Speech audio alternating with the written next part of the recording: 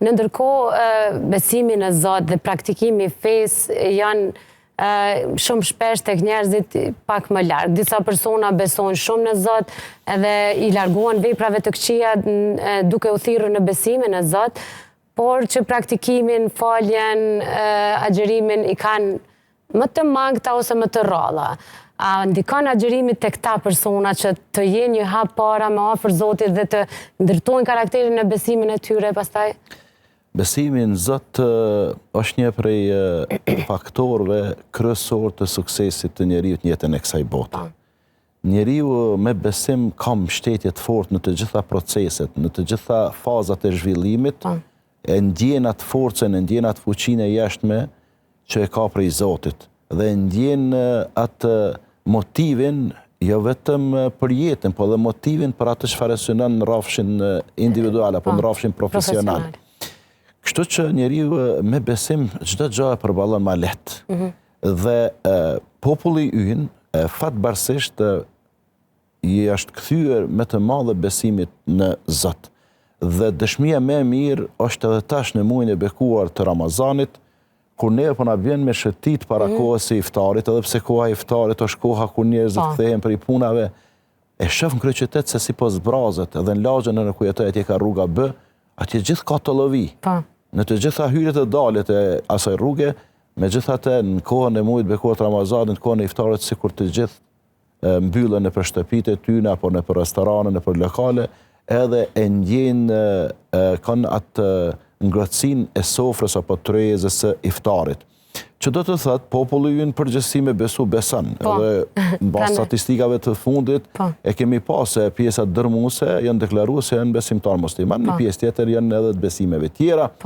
Por ata që s'besojnë nuk e di, është 1%, ako e di, nësa janë shumë pak, dhe do të thotë pas një periudhe të errët që kemi kaluar dikon për afër 50 viteve, prej pas luftës së dytë botërore, deri në vitin 1990, ku gjithçka është fol kundër islamit, kundër muslimanëve, kundër besimin në Zotin.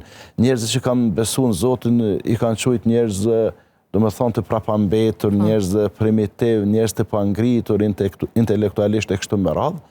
Në vitin 1990 raj sistemi komunist, sistemi monist dhe që me thonë u hapen dyrët e besimit dhe manifestimit të fesë publikisht, sepse besimi ka qenë.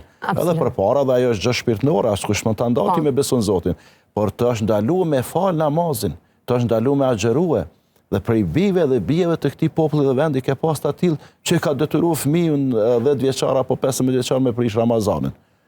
Ti je aty për me dhonë mësim, ti nuk je me shiku kush po agjeron e kush s'po agjeron, kush po falet e kush s'po falet. Ajo çështje shumë individuale apo shumë personale është. Dhe tash ka dash Zoti që në farë forme secili po e gjen veten.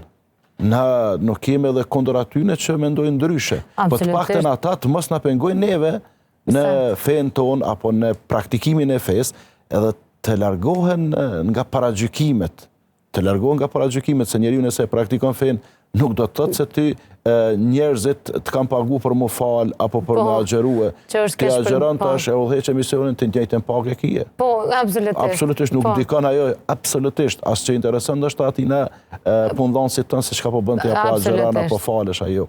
Kështu që nuk do të më qenë i kompleksuar.